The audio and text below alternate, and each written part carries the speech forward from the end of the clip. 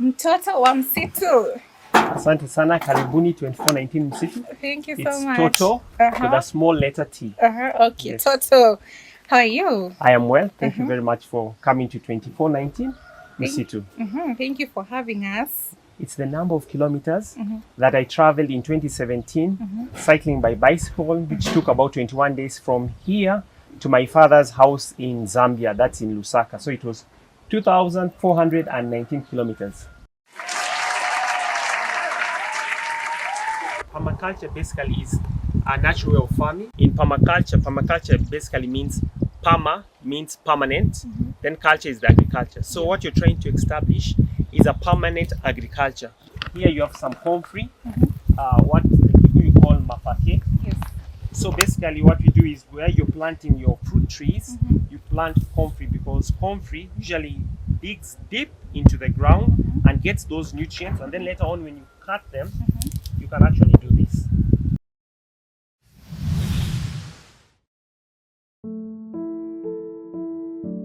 There was a time I was right here and I was bitten by a snake. That was last year.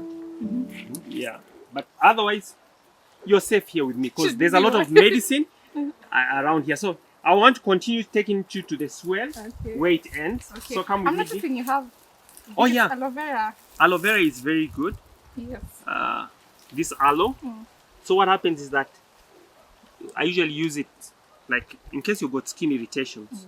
What you can do, let me just cut this, but of course you have to be one with nature. I spoke to the plants in the morning. And then when people have got situations with their gut, so you remove these stones. Yes. And then in case you've gotten a cut or sunburn, you can apply it like that. Like that. It has a very nice gel. Yes. And then you can also apply it on your face. I think that's why I look young and very handsome. Yeah, so could you can. Be, could be. And then when people also have gut issues, like problem with the gut, good. The gel. Eat it. Yeah, the gel. So people say like, ni chungu. I'm like, last year chungu. Hey, you did that? That's very good. And then, so you never have problems with your gut issues. Yeah. Wow. And then, badala ya sabuni, you can always use this. You see?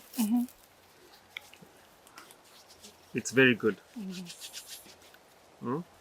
Interesting stuff. Yeah, so what happens? You see that? Tuendelee. And to show you what else we have as we're coming. So right here, as we're moving, we have got bananas. Those are sweet bananas, as you can see. And then you have to really mulch it properly. And then as you are coming here, you have got a wild rose. So basically this, if you pass by, you have to be very careful because it usually has hooks. Yeah. But it's very good for the bees because the bees come and take their nectar and then their pollen and everything. Yeah. So I want to show you where this water comes once it's taken. So it comes right here, and then when you're a barefooter, you have to be very careful about this. I'm sure your skin by now it's tough already. Yeah. So what happens? The water comes here, and then it gets inside this manhole, and then sedimentation takes place. So the sand and everything else goes down, and then the water rises. When it rises, it gets inside here, and then you could check the tank which we have here. That's how we store our water using the swells or mtaro, vile watu naziita. So if you check, you'll be able to see that inside there. So I'm noticing you have one storage over here. I don't know if this is the only thing you rely on for your plants, or maybe you have other sources. Okay. Yeah, we have borehole, piped water, but that one you have to pay. Yeah. So since this is a semi-arid area, it does rain. Yeah. So this is our short rains. So during these short rains, we have got two other water harvesting holes.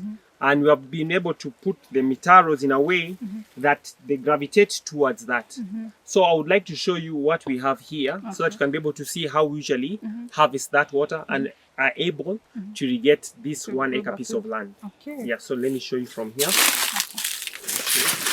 So if you come here, watch, be careful, watch the mabati. I want to show you from this side how we usually do it.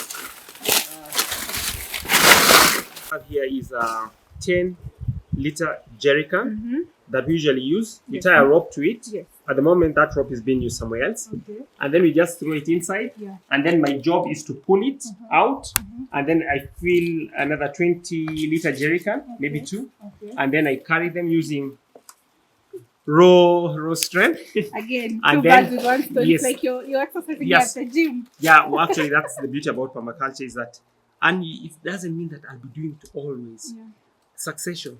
Once the plants mature, I don't have to give them so much. And each plant has the amount of water that it requires. So it doesn't mean every day you have to wake up and pour and pour. No. Yeah. It's Doesn't have actually, to be tedious. it's not tedious. Yeah. You just have to really think a little bit more. So this is just one of the water harvesting holes. So I can show you another one, which is much bigger and which is still under construction. So if you follow me, I'll be able to show you. Come towards this side. Come towards this side.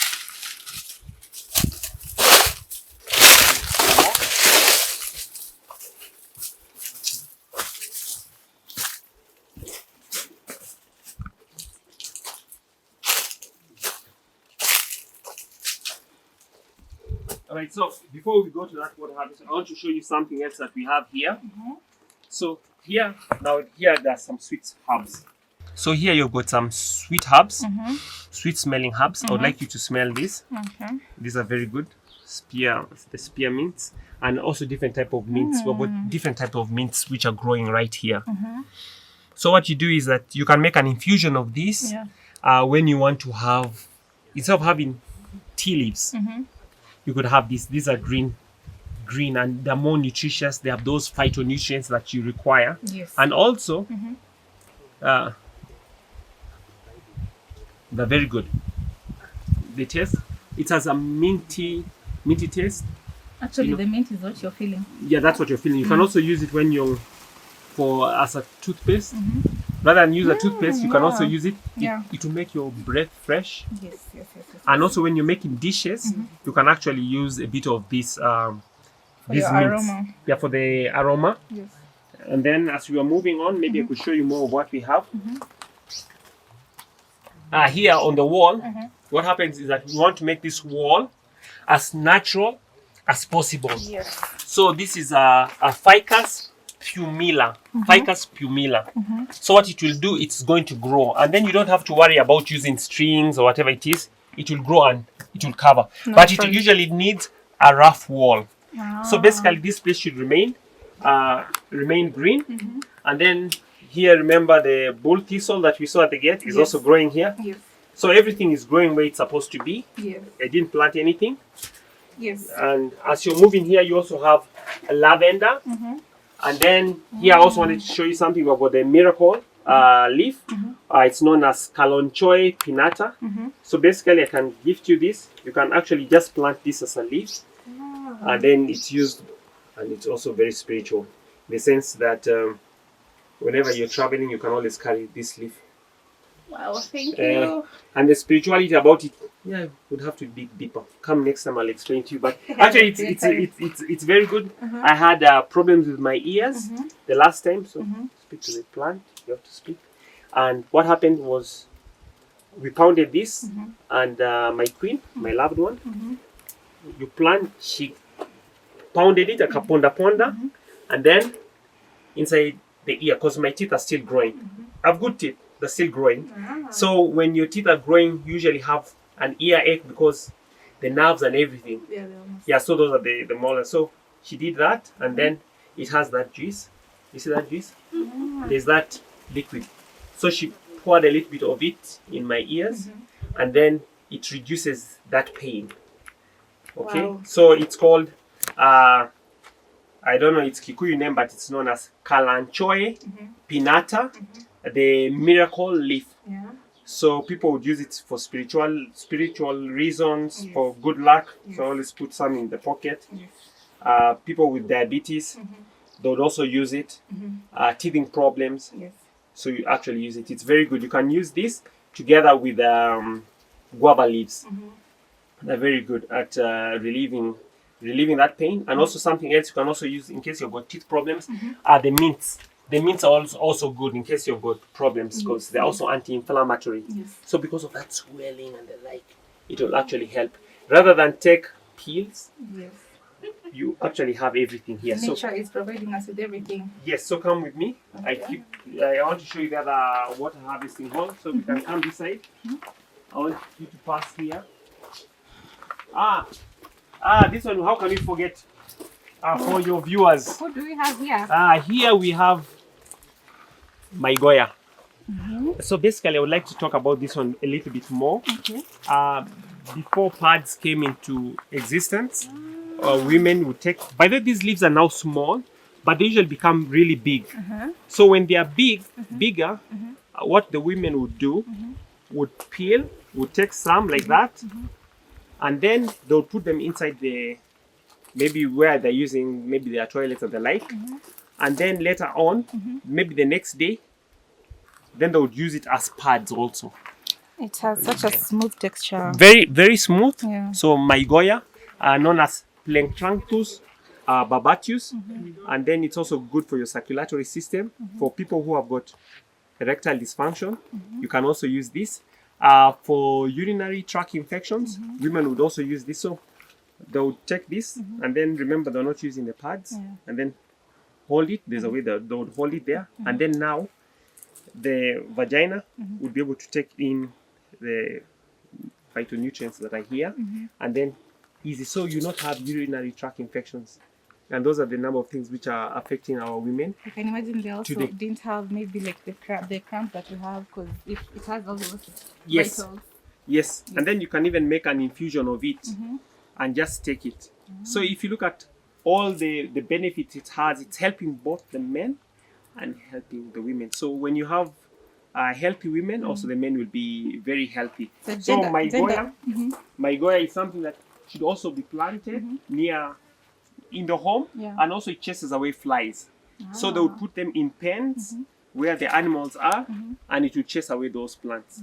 So I think even for those Kikuyus definitely know who really know their culture, they will have muiri, the muiri, the Prunus africana, but also this would also be in their homesteads, I think. But I stand to be corrected. But I think a number of the Kikuyus would have Maigoya. So Toto, pardon me, I'm curious to know, is there a coloration between the plant and where your washroom is situated? Basically, we planted Maigoya here by design because of the toilet there. So this is used as a tissue paper. Interesting. But of course the leaves are usually bigger, and then if you do that, maybe if you rub on your skin, you'll find out it's actually softer than paper. Very smooth. Very smooth. Yes. Yeah, so that's what we have. I'd like to show you what we're usually using. Come with me. Okay. So basically we have not used it for some time, but it's there. You don't have to go very close, but you will not get any smell because you've got that. So this is the outdoor toilet. So I'd like to take you to the other water harvesting hole. Okay. So please come with me Sure. as we're going. We pass underneath this canopy right here. Just Very pass. natural canopy. Yeah, very natural. So here we have got, I don't know if you know this plant, this is an apple tree. And also apples usually want a place which is very cool. That's why it's an understory. Yeah. Up there you've got the mulberries, and then here you've got the apple tree. Yes. It has fruited, I think, once or twice. Yeah. So come with me. So right here we're under the canopy of the mulberries. Okay? Mulberries. So we come. Come with me. So we come up to here. I want to show you this water harvesting hole. Yeah, so be careful. I want to show you maybe from here, from this angle, you'll be able to see. This is about 21 feet, 21 feet. It's quite deep. So when it rains, we'll be able to capture this water. Wow, and that's a lot of water. Yeah, that's a lot of water. You're talking about probably almost 80 plus thousand liters of water. So the water comes through here, this channel. Yes. It's coming through this channel. Yes. It's getting inside here. Then the sediments are coming inside here. This is all sediments. It's coming here, and then it's going inside there. It's going inside here. Wow. And then this one is also water from the roof. It's coming inside here. It's coming down here, and also it's going there. Okay. So How do you harvest from here to the farm? that's something that we're going to work out. We're going to use a pump, a manual pump, Yeah. or we can use a solar pump. In that way, we're able to cut down on our electricity costs. Either way, it's still a win. You have a storage somewhere. Yes. Yes. Yeah. So that's So you what. thought that's how it's. Yes, that's what we're doing. So basically, water comes through there, gets in from this other channel. Yeah. So at the end of it all, it's very important to find a way to be able to store that water. Because if you can't store that water, it's very hard for you to farm naturally. Sure. Yes. So next, I would like to take you where we have the bees. So if you're smelling like a flower, you might have to dance with the bees. So come with me. All right, come with me. All right, come this side. Yeah. And as you're walking, we have something. You can also have something to eat. This So these are mulberries. yes. These are mulberries. So the beauty about them, while you're walking, you always have something to eat. To refresh. Yeah, to refresh. It's interesting how Yeah. nature just gives you everything when you need it. You know, this will cool off after Yes. a long, hot day. Yes, very This true. will come in handy. Yeah, very true. So for passing back, I want to show you where we have the bees. And as you can see, we also have a very lovely canopy. Yeah, this All is natural. an acacia, all natural. So as you're walking, if you're walking barefoot as I do, you always have to watch where you are. But I want to show you this. This is Lantana Camara. So it's also very good. Like it's also very good for memory. The way people would use rosemary, you can make an infusion of this and actually put it in hot water, let it cool, and then you can drink it. So basically, it's an infusion. You don't boil it. Ah. Yes. So this is very good. So this is Lantana Camara. Yeah. You mentioned about your bare feet situation. Yes. If you don't mind, we would like to know, when did you consider and what are the benefits of that?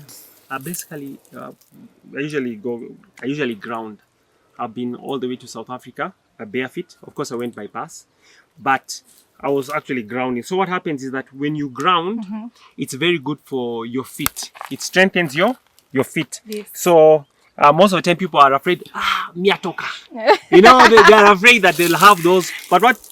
Utaniambia kama umelelewa Ukikuyuni, Yeah. because Yeah, so what happens, people are usually afraid, but when you're bare feet, Yeah. your feet become strong, Yeah. and then you're not going to have problems with your ankles, your knees, or your back, because this is the natural way of walking. And also when you're walking barefoot, you walk differently. Most people, when they wear shoes, they drag. So later on, that impact is not good. But when you're walking barefoot, your gait changes, the way even you walk. And then your feet are much stronger. And then also with walking barefoot, you can do that. You see, interesting. yeah, it becomes like a hand, which is very good. So you can hold, Because it's the whole feet and then adjusting. release. But also you're grounding or earthing. So in case of inflammation, a number of people who have got inflammation, what they can do is just remove their shoes and step on the ground. Of course, if you're at home, you can just put your feet on the ground. But you avoid cemented floors or places where have been cemented. But you do it on the ground. So in terms of inflammation, because you're grounding yourself or earthing, just the way your houses are usually earthed, Yes, yes. now that inflammation comes, if there's any inflammation, it just goes down. And then also, people avoid you. They'll be like, Nemogurki. Outcast. So people who have got bad energy Yeah. will stay away from you. But your own people will come to you. you know. Yes. And also if you're very conscious that watu watasema mimi sijui akili imeruka, ni mzuri wanakuondokea. You But know what you're you doing. know what you're doing, and I've seen the benefits. Yeah, this is my 3rd year of going barefoot, and it's very nice. Of course, when I'm working on the fence or maybe doing some work, I would wear the gumboots. Okay. But most of the time, I like to stay barefoot, and it's very good. And then na pia utanuka miguu ukitembea mguu tupu. Hiyo ndio uzuri wake. But it's very good. It's very healthy. Even most of these diseases people have, the inflammations and are like are caused because our bodies are very covered. All the time we're in shoes, and then if you compare the shoes you're wearing, like if you could compare, you see now my feet are wider, free, yes. are very free, Yes.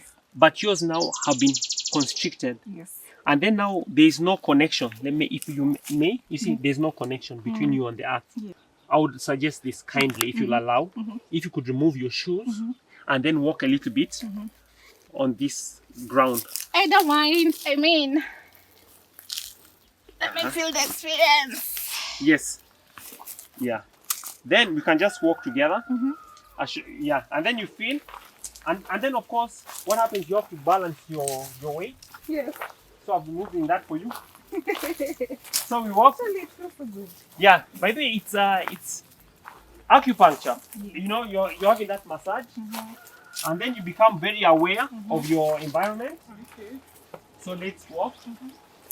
Then I can explain something as we're here. Most of the time, like we're going to see the bees, right? Yes. What happens is that this is a house right here. So you want to prevent the bees from attacking the people who are living here. So you create an overstory. Bees usually fly upwards. So if you're this side and you want to keep, let's say, bees, you don't have to worry. As long as you can create an overstory, which means it's like a green skyscraper. So the bees don't fly this way, they fly that way. So if there is a barrier here, they will enjoy the nectar from these plants and avoid attacking those who are living here. So that's why we have this, what you call a green skyscraper, a natural skyscraper. Natural skyscraper. Yeah, so come, we want to show you where the bees are. As we are grounding, as we are grounding. I'm telling you today. Yeah, as we are grounding. Us and the us. Also, you come here, then you just point a mirror. Yeah. Were you raised in Central or something? No, it's just that I love cultures, and I love cultures, and all cultures are beautiful. So here we have the bees here.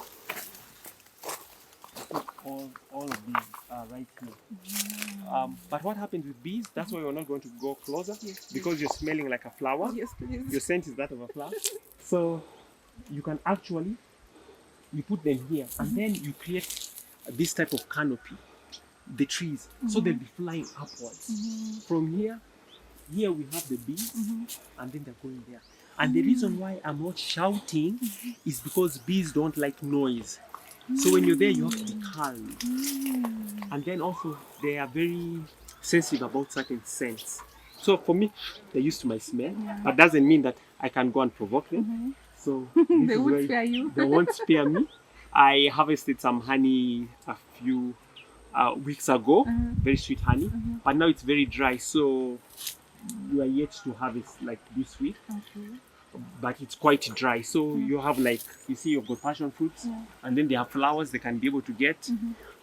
You've got geraniums here. Geraniums, by the way, let me explain something. This is a very good way.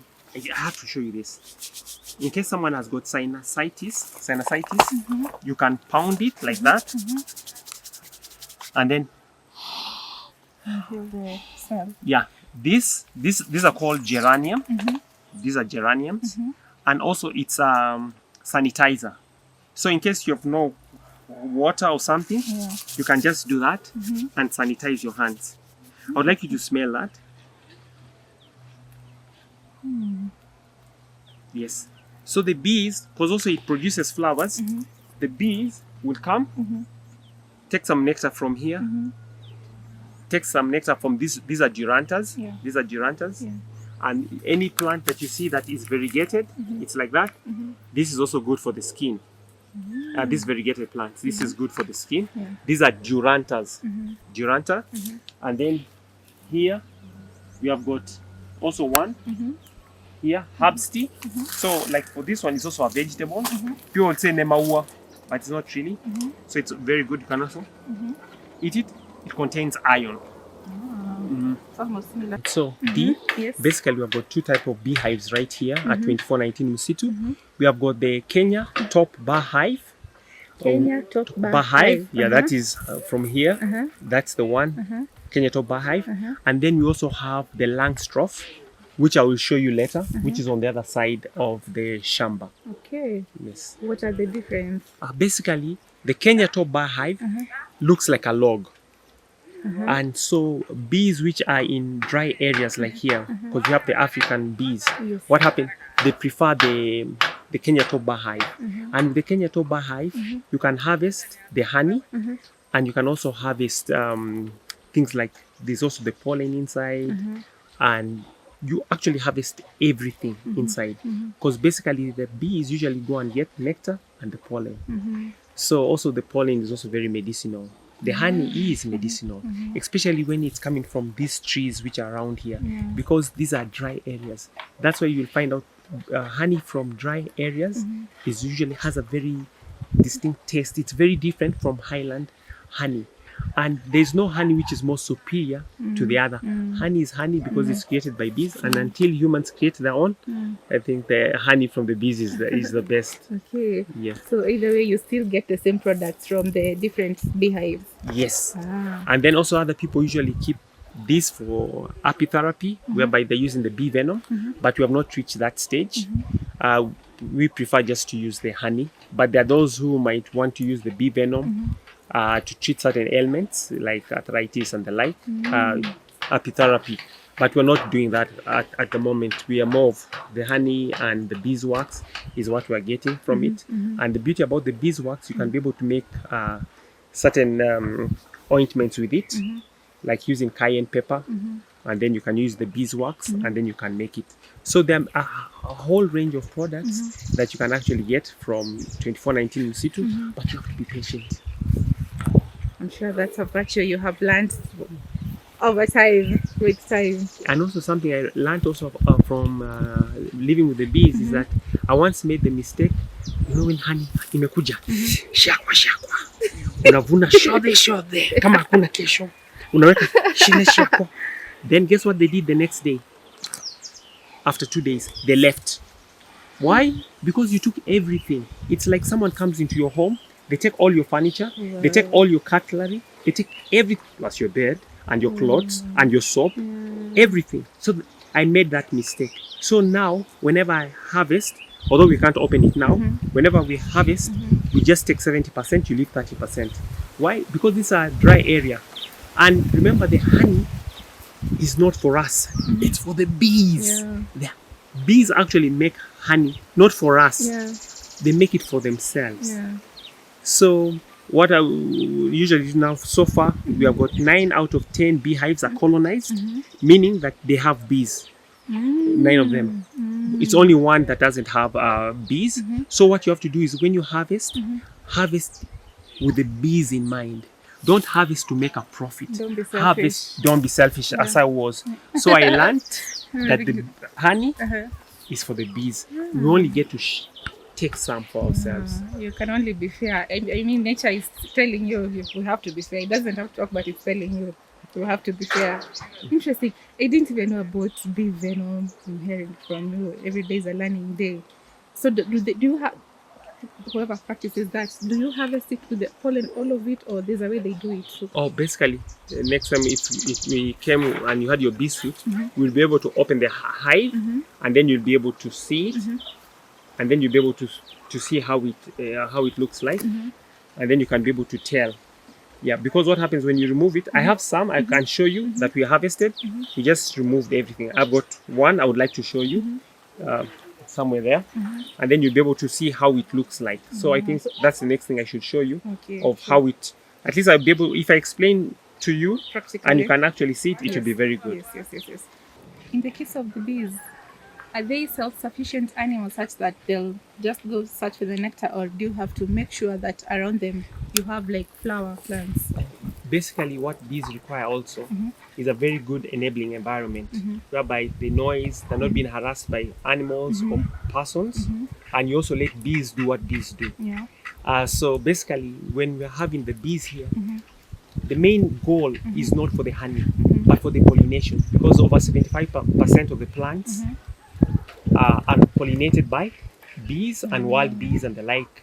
Yes. So basically, why we have them here is because of the pollination. whole The honey balance. is just a bonus. So basically, when it comes to the self-sufficiency of the bees, what you have to do is provide for them water. And that's why we have those different water harvesting holes. And also, I'll show you where we usually put pans, where we put water and stones, because bees don't swim. So we provide for them water, but we do not feed the bees. What we do, we leave nature to be. And also, something about bees, they can travel almost 2 to 5 kilometers in search of forage, bee forage. But you do not want your bees to travel very far. So that's why we are creating a food forest, so that at least their journey is lessened. Yes. So if they don't have to travel very far, you'll harvest honey They become sooner. very efficient. Okay. So everything, there are a lot of factors to consider. So here is the Kenya top bar hive. So it's different from what you'd call the log hive. So, but this looks like the log hive. But the difference is you have a queen excluder. A queen excluder basically prevents the queen from coming to lay this side. So this is the brooder. So this is how it will be. So the queen will lay the eggs right here after creating this comb, but she will be prevented from crossing over because there's a queen excluder. The queen excluder basically prevents the bees from the queen bee from crossing this side, but the worker bees can be able to pass through the queen excluder. So that's why it's called a queen excluder, meaning it prevents the queen from going to this part. This is where we harvest the honey from. So here she lays her eggs. On this other side is where the worker bees will work from and will give you a honey. So when you come into harvest, you never harvest from the brooder. Because if you harvest from the brooder, you're going to harvest what? Even the eggs. And then if you take also the eggs, what are you doing? You're killing the colony. So this is the Kenya top bar hive. These are called frames. And this is beeswax from here. And then you put it there. So now it will create the comb like that. And there's nothing as sweet as honey from the comb. So you just... Yeah, so... Straight from there. Yeah, so if someone wants to learn about beekeeping, they can come at 2419 msitu and learn the little that we know. We are always happy to share. Yeah, so that's what we